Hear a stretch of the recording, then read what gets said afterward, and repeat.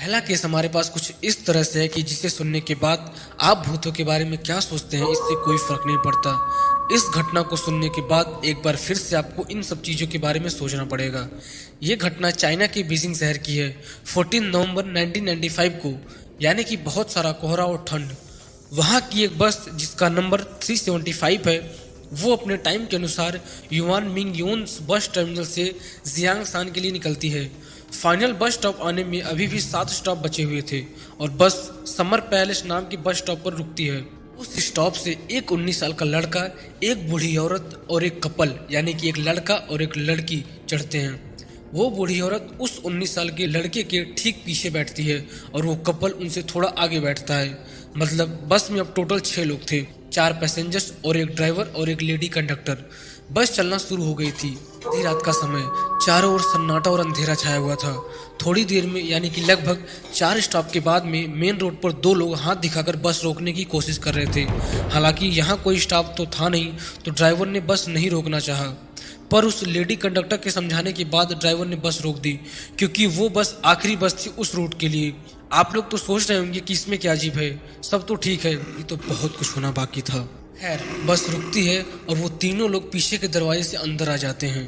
तब थोड़ी सी हैरानी करने वाली बात ये होती है कि रोड पर तो 2 ही लोग थे, फिर अंदर 3 लोग कैसे आ गए। उनमें से 2 व्यक्तियों की शक्ल बिल्कुल सफ़ेद थी और तीसरा सिर नीचे करके उन दोनों का सहारा लेकर चल रहा था। उन लोगों ने चाइना के पुराने जमाने वाले कपड़े पहन रखे थे, मतलब बहुत अजीब लग रहा था। बस में बैठे और लोग डर न जाएं या फिर कोई शोर न कर दे, इसलिए उस लेडी कंडक्टर ने सबको समझा दिया कि हो सकता है ये लोग किसी नाटक कंपनी में काम करते हो, कपड़े उतारना भूल गए हो, क्योंकि बहुत देर रात हो चुकी थी। वो लोग सबसे पीछे वाली सीट पर जाकर बैठ गए। क्या आप सोच पा रहे हैं उस समय वहाँ की सिचुएशन क्या होगी? आधी रात, चारों तरफ सन्नाटा और कोहरा, आप बस में बैठे हुए हैं और 3 अजीब लोग आकर के बैठ गए हैं। वो बूढ़ी औरत बार बार पीछे देख रही थी। उससे उन 3 अजीब लोगों को देखकर कुछ ठीक नहीं लग रहा था। सब लोग अपने में बात करने में या फिर ऐसे ही बिजी हो गए। कुछ देर बाद अचानक वो बूढ़ी महिला उठी और सामने सीट पर बैठे हुए 19 साल के लड़के को खींचकर थप्पड़ मारा और उस पर चोरी का इल्जाम लगाकर झगड़ा करने लगी। ये भी थोड़ा अजीब था कि वो लड़का तो आगे बैठा हुआ था, तो उसने फिर चोरी कैसे की।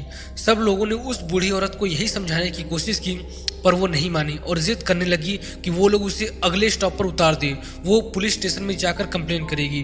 खैर, बस अगले स्टॉप पर रुकी और वो बूढ़ी औरत और वो लड़का दोनों उसी स्टॉप पर उतर गए।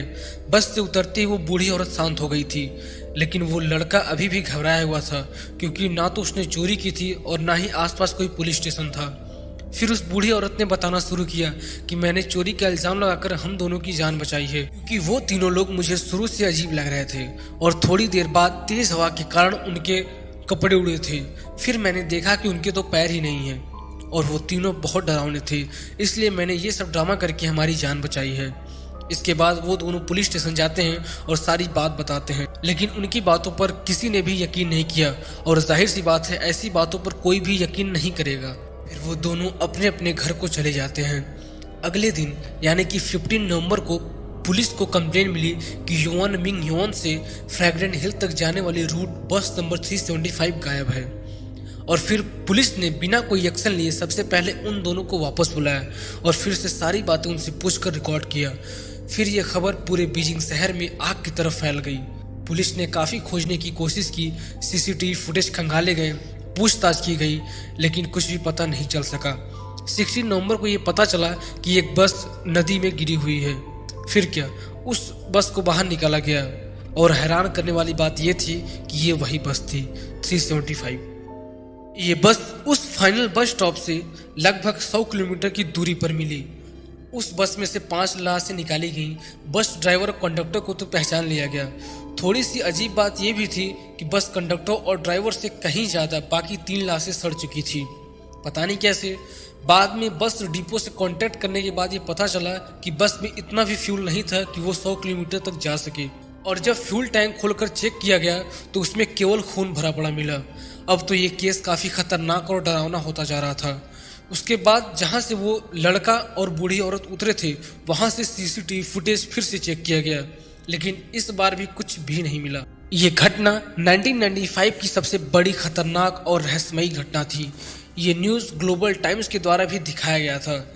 ये रहस्य आज तक सुलझा ही नहीं। आपको क्या लगता है इस रहस्यमयी घटना के बारे में? क्या वो लोग सच में भूत थे या कोई एलियन? नीचे कमेंट करके ज़रूर बताएं। दूसरी रहस्यमयी घटना जो हमारे पास है